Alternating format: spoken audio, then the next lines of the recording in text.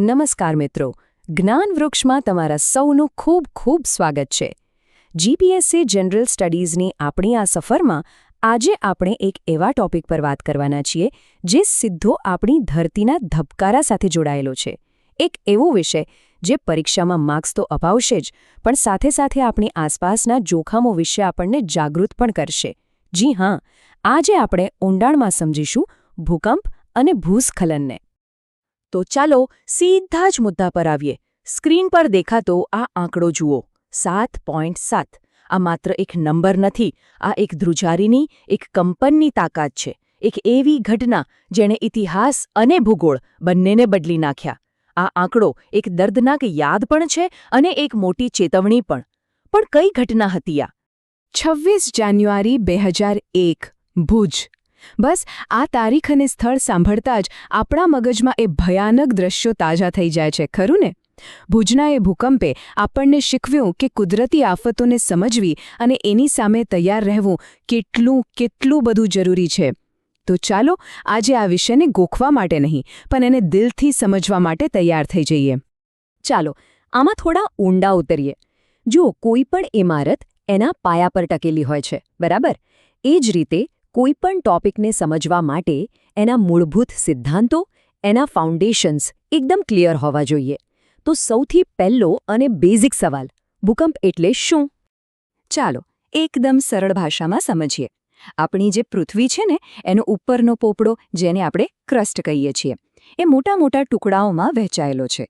આ ટુકડાઓને કહેવાય છે ટેક્ટોનિક પ્લેટ્સ. હવે આ પ્લેટ્સ છે ને એ સ્થિર નથી, એ સતત હલનચલન કરતી રહે છે. અને જ્યારે આ હલનચલનને કારણે એ એકબીજા સાથે ટકરાય છે કે ઘસાય છે, ત્યારે જમીનની અંદરથી જબરદસ્ત એનર્જી છૂટી પડે છે. અને પૃથ્વીની સપાટી પર જે અચાનક ધ્રુજારી અનુભવાય છે, બસ એને જ ભૂકંપ કહેવાય છે. હવે આ સ્લાઇડ પર એકદમ ખાસ ધ્યાન આપજો, કેમ કે અહીંયાથી પ્રિલિમ્સનો એક ક્લાસિક સવાલ બને છે. ફોકસ અને એપિસેન્ટર વચ્ચે શું તફાવત છે? ફોકસ, જેને હાઇપોસેન્ટર પણ કહેવાય, એ પૃથ્વીના પેટાળમાં આવેલું એ બિંદુ છે જ્યાંથી ભૂકંપની એનર્જી સૌથી પહેલાં છૂટી પડે છે, જ્યાંથી આખી રમત શરૂ થાય છે. અને એપિસેન્ટર? એ ફોકસની બરાબર 90 ડિગ્રી ઉપર જમીનની સપાટી પર આવેલું બિંદુ છે.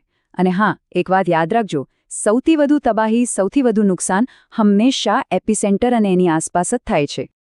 જ્યારે ભૂકંપ આવે ને, ત્યારે 3 પ્રકારના તરંગો એટલે કે વેવ્સ પેદા થાય છે. પહેલા છે પી વેવ્સ, પ્રાઇમરી વેવ્સ. આ સૌથી ફાસ્ટ હોય છે, જાણે રેસના ચેમ્પિયન. અને એમની ખાસિયત એ છે કે ઘન, પ્રવાહી અને વાયુ ત્રણેયમાંથી પસાર થઈ શકે છે. બીજા છે એસ વેવ્સ, સેકન્ડરી વેવ્સ. એ પી વેવ્સ કરતાં ધીમા હોય છે. અને અહીંયા જ પરીક્ષા માટેનો ઇમ્પોર્ટન્ટ પોઈન્ટ આવે છે. એ ફક્ત અને ફક્ત ઘન પદાર્થમાંથી જ પસાર થઈ શકે છે, પ્રવાહીમાંથી નહીં. અને ત્રીજા છે એલ વેવ્સ, એટલે કે સરફેસ વેવ્સ. આ સૌથી ધીમા છે, પણ જેમ કહેવાય ને, સબસે સ્લો પર સબસે ખતરનાક, બસ એવું જ છે. આ સૌથી વધુ વિનાશક હોય છે, કારણ કે એ જમીનની સપાટી પર ફેલાય છે.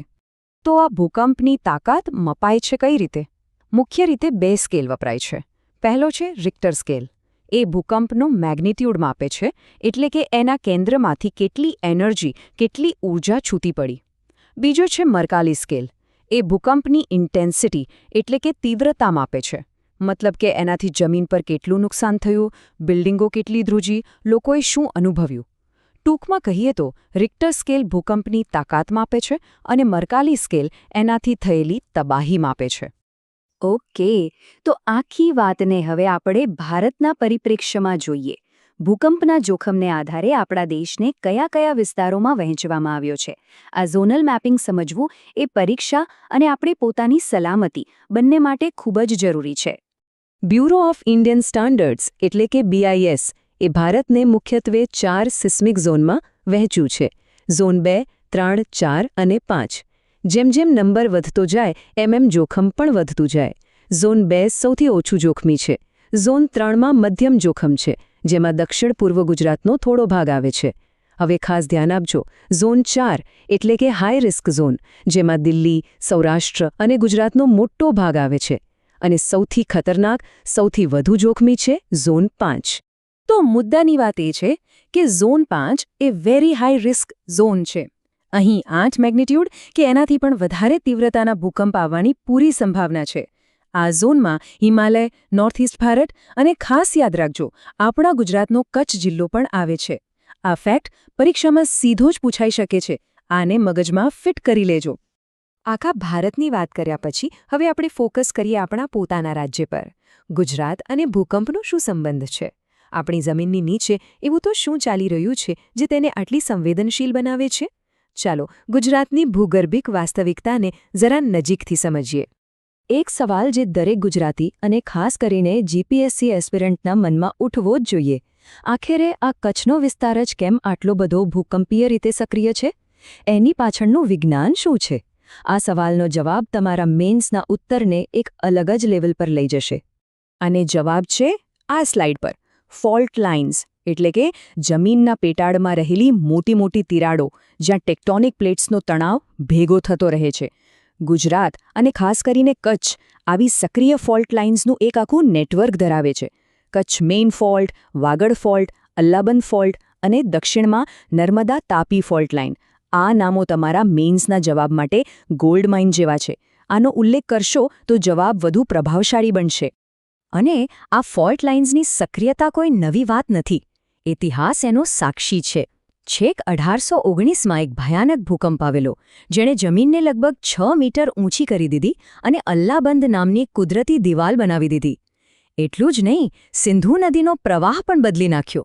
અને 2001નો ભૂકંપ જેનું એપિસેન્ટર ભચાઉ પાસે હતું એ તો આધુનિક ઇતિહાસની સૌથી મોટી કુદરતી આફતોમાંની એક છે જ. ભૂકંપ પછી હવે વાત કરીએ એની સાથે જ જોડાયેલી બીજી મોટી આફતની. ભૂસ્ખલન એટલે કે લેન્ડસ્લાઇડ. પહાડોનું ધસી પડવું એ માત્ર એક ઘટના નથી.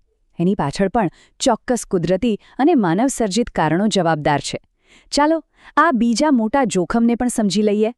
ભૂસ્ખલનના કારણોને છે ને આપણે મુખ્યત્વે 2 ભાગમાં વહેંચી શકીએ. એક તો કુદરતી કારણો જેમ કે ધોધમાર વરસાદ જે માટીને પલાળીને એકદમ ઢીલી કરી દે, ભૂકંપની ધ્રુજારી કે પછી પર્વતોના સીધા ઢોળાવ. પણ હવે જે વધારે ચિંતાજનક છે એ છે માનવસર્જિત કારણો. વિકાસના નામે આપણે જે આડેધડ જંગલો કાપી રહ્યા છીએ, પહાડોને ખોદીને અવૈજ્ઞાનિક રીતે રસ્તાઓ અને ડેમ બનાવી રહ્યા છીએ અને ખનિજો માટે જે ખાણકામ થઈ રહ્યું છે, આ બધું પહાડોના કુદરતી સંતુલનને બગાડી રહ્યું છે. ભારતમાં લેન્ડસ્લાઇડના મુખ્ય હોટસ્પોટ્સ કયા છે? પહેલો અને સૌથી મોટો છે હિમાલયનો પ્રદેશ. અહીં ભૂસ્ખલન સૌથી વધુ થાય છે કારણ કે હિમાલય હજુ પણ એક યુવાન પર્વત છે. એની રચના હજુ ચાલુ છે અને અહીંના ખડકો પ્રમાણમાં અસ્થિર છે. બીજો સંવેદનશીલ વિસ્તાર છે પશ્ચિમ ઘાટ, જ્યાં ખૂબ જ ભારે વરસાદ અને માનવસર્જિત પ્રવૃત્તિઓને કારણે ભૂસ્ખલનની ઘટનાઓ સતત વધી રહી છે. સારું, તો આપણે ભૂકંપ અને ભૂસ્ખલન વિશે ઘણી બધી માહિતી મેળવી લીધી. પણ હવે સૌથી અગત્યનો સવાલ, આ જ્ઞાનને પરીક્ષામાં માર્ક્સમાં કેવી રીતે ફેરવવું? હવે આપણે સીધી વાત કરીશું ડિઝાસ્ટર મેનેજમેન્ટ અને એક્ઝામ સ્ટ્રેટેજી પર.